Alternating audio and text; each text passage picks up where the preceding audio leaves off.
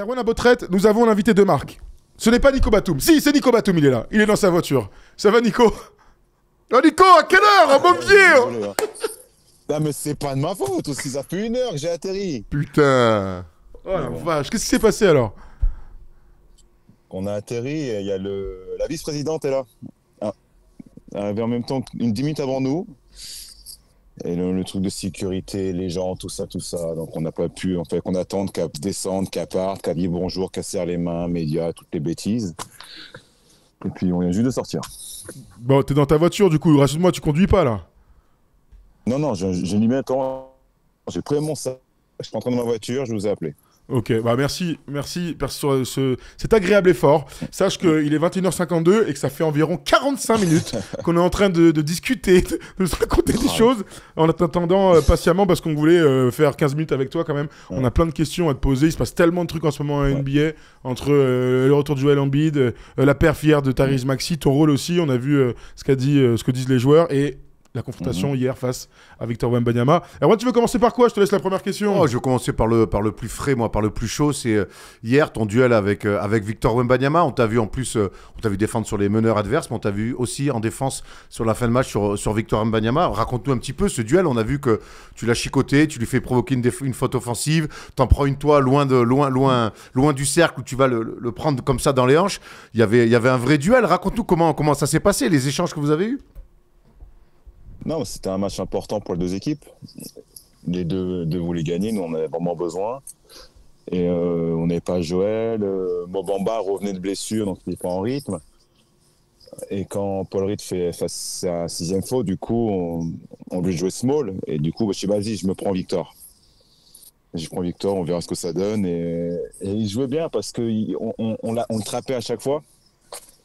Ça, pour la prolongation, ils ont bien joué parce qu'ils aient bien joué l'équipe. Et deuxième prolongation, j'ai dit, vas-y, laissez-le moi tout seul. Moi tout seul, bloquer les autres. Et je vais essayer de voir ce que ça donne sur 2-3 plays. Et là, la première play, c'est où je le mets au sol. En fait, j'avoue, de loin, je suis un peu le truc de vieux. Parce que c'est ma chance, en fait, de pouvoir me démerder face à lui.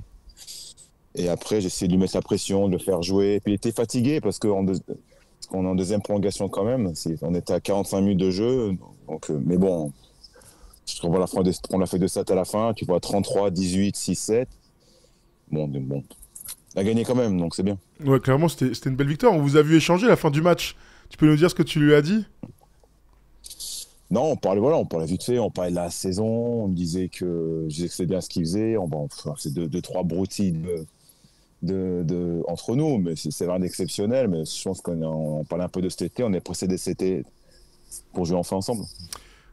Tu l'as joué un petit peu plus tôt dans la saison, c'est là où Joel Embiid avait mis 73, mais comment tu le trouves, lui, dans son évolution?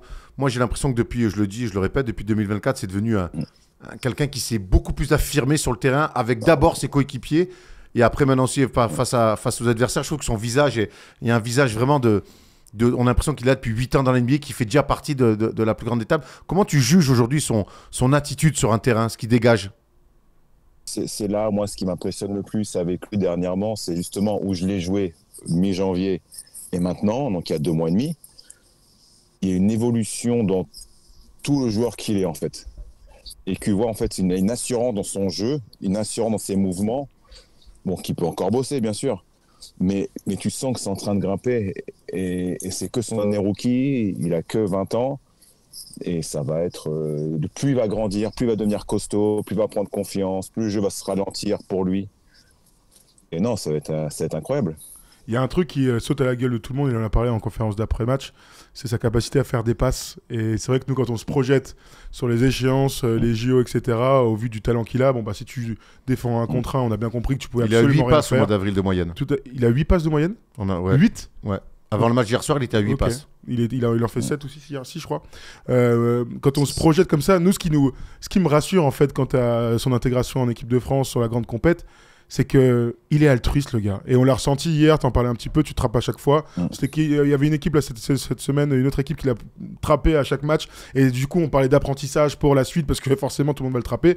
Mais on voit déjà que là-dedans, il a exactement ce qu'il faut faire en tant que basketteur, c'est-à-dire juste faire confiance à ses coéquipiers et lâcher la balle dans le bon timing. T'as la même sensation que nous? Bah, clairement, mais même l'action, là, quand je mets 3 points justement en 9 secondes, il n'hésite pas, hein. Il n'a pas au-dessus de la tête, il fait une touch pass directe et puis il fait confiance à ses teammates.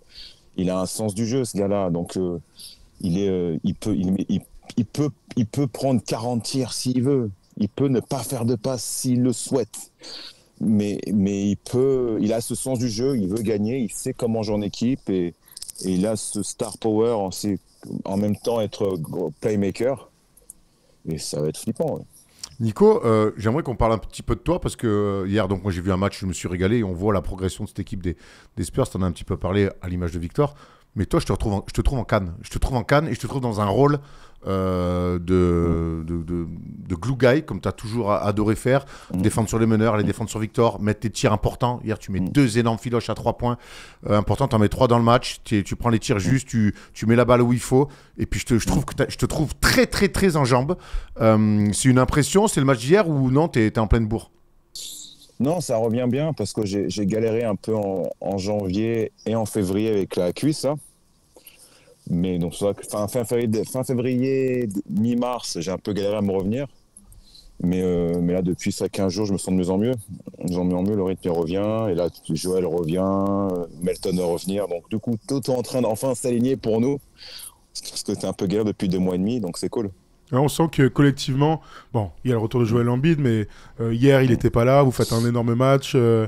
Collectivement, vous avez retrouvé, alors je ne sais pas si c'est de la motivation ou en tout cas de l'intensité sur le terrain, et l'équipe, comme de par hasard, elle est redevenue top. Un objectif, quoi, surtout. Un objectif collectif, ouais. Bah, il y en avait un quand même quand il n'était pas là, mais, c'est plus dur de jouer, c'est sûr. C'était d'éviter le play-in. Quand Joël Embiid qui vient, c'est d'aller en finale de conf ou en finale NBA. C'est pas les mêmes objectifs, j'ai l'impression. Non, c'est ça. Après, tu joues aussi pour play-in, on a peut-être un espoir de dernière place, de choper la sixième place. C'est pour ça que le match à Miami était incroyable pour nous, parce qu'on sait que c'était un adversaire direct. On a fait un très gros game là-bas, donc non, mais on essaie de jouer, puis on essaie de se remettre en rythme aussi. Mais en rythme, pour nous, c'est un peu une pré-saison accélérée. Maintenant, on n'a que 15 jours pour se remettre en place, quoi, collectivement. Donc on va être prêt, ça ira. Bon, on imagine que vous allez tout faire pour éviter le play-in. Dis-nous un petit mot sur Joël. Bon, c'est bon, on va le voir à 100%. Là, vraiment, il est redevenu à top niveau. J'imagine que bon, il y a le rythme du match qui est toujours un peu différent, mais pas d'inquiétude en tout cas pour nous. On a envie de le voir au top. Non, mais pour moi d'abord. Oui, c'est vrai. Non, mais il est bien. Au moins, le rythme va revenir. Voilà, il n'est pas encore à 100% basketement parlant. Mais il va revenir. Il va revenir en Cannes. Au moins, le genou, ça tient. Le genou, ça tient. Il a pas mal. Il est bien. Donc, maintenant, c'est juste le rythme. Et se retrouver. Parce qu'on n'a pas joué. On a joué sans lui depuis 2 mois. Et maintenant, il faut juste réapprendre un peu à jouer avec lui. Parce que c'est quand même quelqu'un qui a un certain usage dans l'équipe. Et donc, mais ça ira.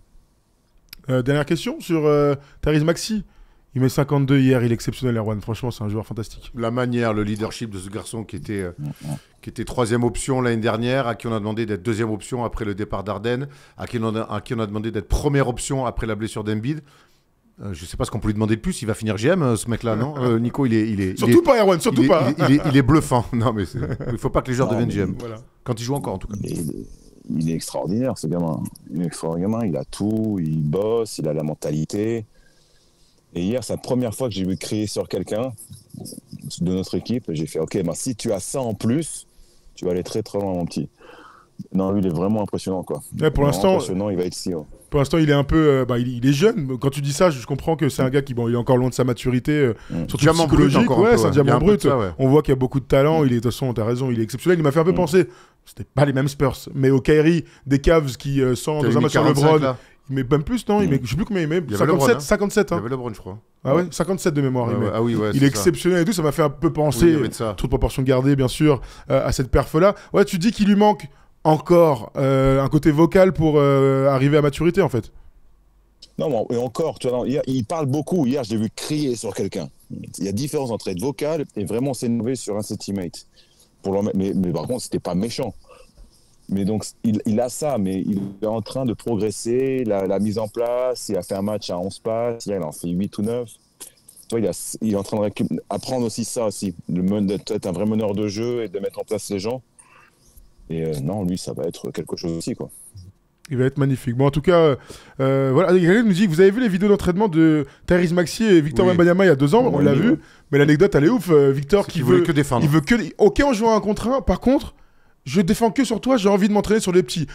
Honnêtement, je sais pas si vous avez déjà croisé des mecs qui faisaient des trucs comme ça. Juste défendre un contre 1, c'est improbable, non? Mais ça montre qui est Victor aussi. Bah, surtout l'âge qu'il avait, là, c'était il y a 2 ans, quoi. Il avait 17-18 ans. C'était donc, l'été où il transfère de l'Asvel au Mets. Ouais, donc c'est ça. Donc il est.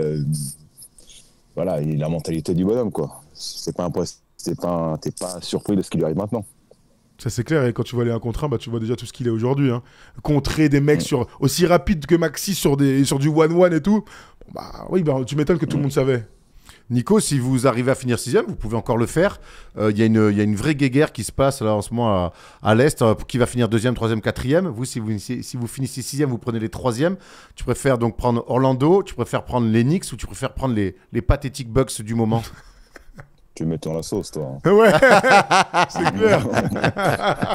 Quoi, demain, bateau veut, nanana, parce que. Vas-y, laisse-moi. Oui. Non, allez, ça va, Nico. Je t'embête. C'était pour t'embêter. C'était pour te. Erwan, c'est quoi le meilleur match-up? Alors je te pose la question à toi. C'est quoi le meilleur match-up? Ah, moi, j'ai envie. Moi, j'ai envie. Le meilleur match-up. Moi, j'ai envie de les voir contre les Bucks. Ben au premier tour quand même. Ah oui? Si. Ah bon? Ah, attends, moi, les playoffs. Mais leur but à eux, c'est d'être champion NBA. Très bien, mais si- si tu sors les Bucks, après derrière, regarde Miami l'année dernière. Ah ouais, toi c'est comme ça que tu vois les Moi, choses. j'ai envie de les Ok. mettre dans le dur terrible. Ah ouais. J'ai pas envie de les voir contre les Knicks parce que pour des raisons de cœur. Oh, mais évidemment. pourquoi pas? C'est lourd Le contre les Knicks, c'est cœur. une belle série. Les Bucks. Je veux voir Joel Embiid face aux Bucks. Et je veux voir comment ils vont défendre. Et Lillard face à Maxi. Attends, Bon, bah, moi c'est- j'aimerais bien voir ça au deuxième tour. Bah, si tu veux, voilà, chacun son premier truc. tour, ça arrive un petit peu tôt. Chacun son truc. Ça c'est. En tout c'est cas, trop tôt, gros. Nico, hier, on a vu un super match. On a vu encore un victoire rayonnant. Mais moi, je te le dis vraiment, je te trouve en canne. Et hier, quand je vous ai vus tous les deux, j'ai vu certains autres aussi Français qui brillent et qui rejouent pour d'autres en NBA. J'ai envie de rêver pour les Jeux Tu t'es Olympiques. projeté. J'ai envie de rêver. Voilà. Il y a de quoi. C'est vrai, quand tu vois la saison de Rudy aussi, on en parle pas beaucoup. Mais Oh, nous, on en Rudy, parle c'est quand même. extraordinaire ce qu'il fait. Bon, vous en parlez beaucoup. Mais et aussi, il est en jambes. Hein. Quand tu vois aussi, quand même, il est en jambes. Et la façon dont il bouge, il y a longtemps que j'ai vu bouger comme ça. Donc, non, c'est bien. Bilal va revenir. Bilal va bien. En Europe, on a plein de mecs qui jouent. Donc, ça va être, il y a de quoi. Et quoi faire, c'est dans nos cœurs. Il faut juste régler le problème à un certain poste. Mais après, ça, c'est pas moi qui gère, malheureusement. Il va y avoir des problèmes encore, putain. Il y aura moi, 3 semaines à. Je l'ai Qu'est-ce que annoncé. t'as, toi? Si, dernier jour des JO, il y a une victoire à Bercy face aux Avengers de Team USA, je fais une photo de ma lune et je l'envoie à Gilbert Arenas et à Paul Pierce. Voilà. Je Quand vous tu le dis la direct. lune là, tu penses pas à ça Aux quand même. fesses. Non. Aux fesses. Non, tu fais pas ça. Ah si. fesses. Et je dessine Paul Pierce et Gilbert Arenas sur chacune des fesses. Vous avez entendu ça, Manico? T'es obligé de nous faire gagner là, hein, parce que rien que pour voir cette dinguerie là, je suis grave C'est chaud, même c'est pas n'importe ça, quoi. j'ai envie Ce de serait la ça. photo de l'année, mon Ah gars. ouais, bah, non, là, on clairement. ferait des vues. Hein. La une de l'équipe au calme. Ils ont vu la Ils lune. l'ont fait. Oui. Bon, merci Nico, on va te laisser rentrer tranquillement après ce long voyage. Et puis on se reparle prochainement, on te laisse te concentrer pour les Bien playoffs. sûr. Et puis si le run de playoffs est court, et ben on sera là pour en discuter ensemble quand tu rentreras à Paris. Mais on te souhaite d'aller jusqu'en juin, bien sûr, comme toujours, Espérons. pour nos Frenchies. Merci Nico. Salut Nico, rentre bien. Merci beaucoup, les gars. Ciao, ciao. Ciao, ciao. Merci. Bon, on a bien fait d'attendre, Nico a régalé comme d'hab avec... Ah, mais gros, mais pourquoi tu dis ça? Tu vas vraiment le faire? Non, ben bien sûr que non. Mais alors pourquoi tu le Ah ben, j'ai dis? des parents. Mais je peux faire autre chose par contre. Par contre, je peux faire un édito au vitriol. Mais il y a pas de... Tu veux, on se lancera juste dans un... En anglais et tout. Hein. Ah ouais. Ah ouais. Hey guys, so now, what did you say, motherfuckers? Oh vache. Alors là, What's up, mofo? je paierais pour ça. What's up, L'avantage- mofo?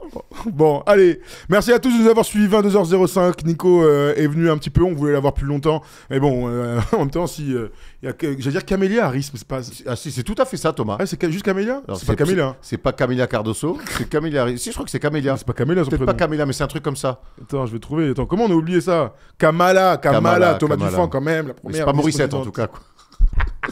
N'importe quoi. Allez, on vous embrasse. On se retrouve mercredi pour la suite des événements. Undrafted, Clutch. Voilà. Jeudi First Day Show. Et puis nous, Dodo et Airball. Oui, mauvais perdant, les Merci copains. à mon ami mauvais perdant qui m'envoie ce maillot Airball qui reflète À la perfection ma carrière.